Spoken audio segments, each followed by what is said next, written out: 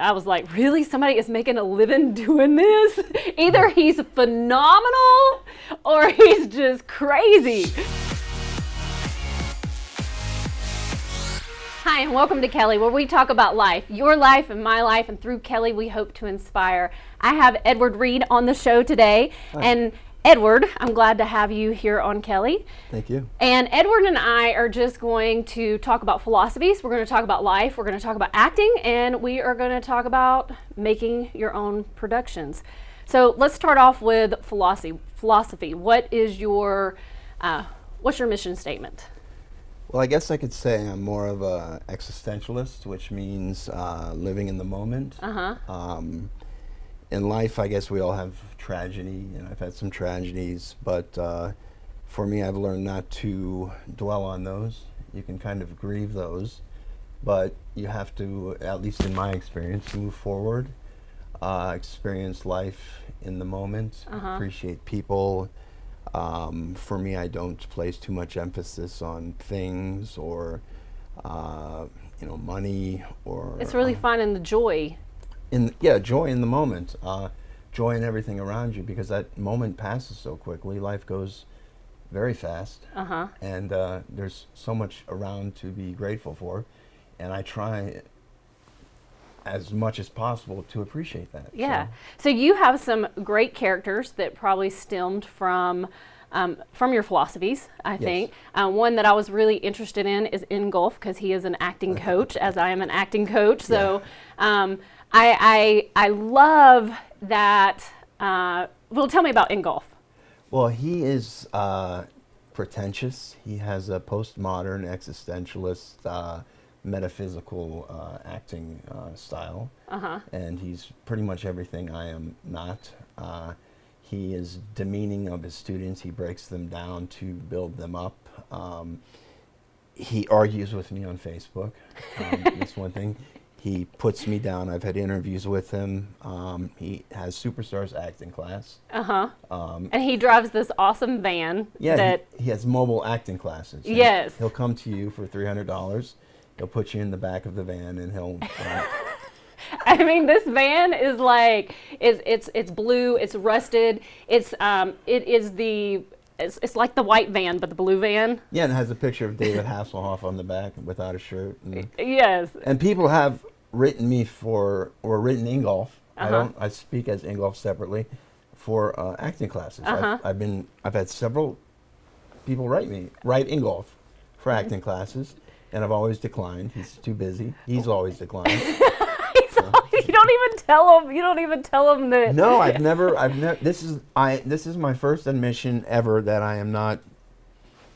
Your character. I am Ingolf. You're a character. Yeah. Well, I think it's great because to me, when I first saw Ingolf, I was interested in him completely, mainly because I'm salt of the earth kind of person. So the van. I was like, really? Somebody is making a living doing this? Either he's phenomenal or he's just crazy. Right.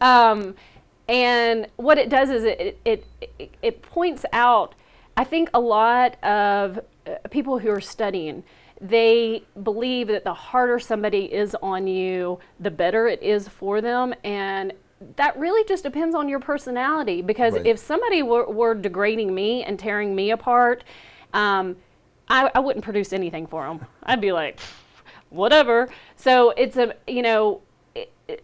as an acting coach, you build trust with your students, and then you kind of keep massaging them up. But you can't expect them to go from here to here. They can't do it. You have to get them there. So right. Well, he has the students memorize Knight Rider episodes. Nice. They call him maestro or master. I've had some people are in on it. So we filmed episodes of that. They have the Baywatch breathing technique. Oh, I'm so gonna have you in class, and not let the students know, and just let Ingolf go crazy. But yeah, it's come over. Some people, of course, get it. Some people don't get it and have gone with it. It's been somewhat of a social experiment, and it's absurdist, it's anti-humor, and I do like Andy Kaufman, so it's kind of a play on Tony Clifton. Love it. So what have you learned most from Ingolf? About people. About people that, first, some people like how he is. They like that aspect of him, and some people want him to go back to Austria. They can't stand them. So, You either like him or you don't. I mean, he'll respond with, I'll sacrifice you to the Germanic gods. He's really cruel. So, wow. and he gets in arguments, and it's been fun playing him, but I have some other ideas coming up for this year. Awesome. So you have some productions? I do. I just filmed this last weekend. It's called How to Get a Life, and this is about two middle-aged, they're gamers, like Dungeons and Dragons. They get very involved, but it's called Wizards and Warriors. They've been playing this game their whole life. Their dungeon master is Zor, and he's been playing this since the 70s, and it's a dark comedy. So he comes to the end of his life, and he's dying of cancer. He invites the two guys over, and his hospice nurse is actually Dr. Rockhammer, and he's this real creep. He drives a red convertible Sebring, which is really cool to Zor. And he's like, he hits on women. He's just a... And you put a lot of your philosophies, really letting people see the dark side. I mean, what I'm thinking, letting people see the dark side so that they can kind of see themselves in these characters, correct? Yeah, well, basically, we all have a facade. We all play some role. So these guys one guy's a sandwich artist, one guy works for selling ladies' shoes, and their whole life has been being these characters, these other people, because we all play roles. Right. And so this is just kind of metaphor for that. And at the end of his life, he goes, look, guys, I've wasted my whole life playing this. I want you to learn how to get a real life. So he spends his comic book money that he sold on online store, and he gives it to Rockhammer to teach them how to get a life. So Rockhammer becomes their guru. Awesome. But these guys who are honestly good guys start rubbing off on Rockhammer too. So it's kind of a mix-up, but Rockhammer teaches them how to get a life. Yeah, and really, you're teaching people how to get a life through your productions. Yeah. Well, I'm trying to at least show some vulnerability in all of my productions. Some of the things I address are depression, addiction, divorce. I mean, they all are dark comedies. But I like to be real with people because people struggle in life. And you can pull through. You can either get stuck in that, or you can find a way to pull through it.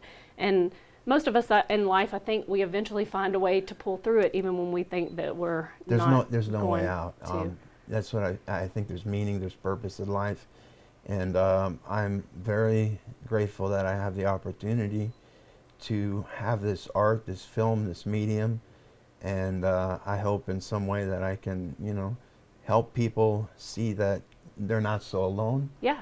And when you don't feel so alone, that's also a very beautiful thing. Well, and I think your art is so important to that process, because my philosophy in life is that we are creators, and as long as we are creating and finding fulfillment in our lives, then we're not going to be depressed. We're not going to be, but if we don't do that, then we are. So it's great to use this art as a hobby, as a profession, as, it's your art. You can do what you want to with your art. Right.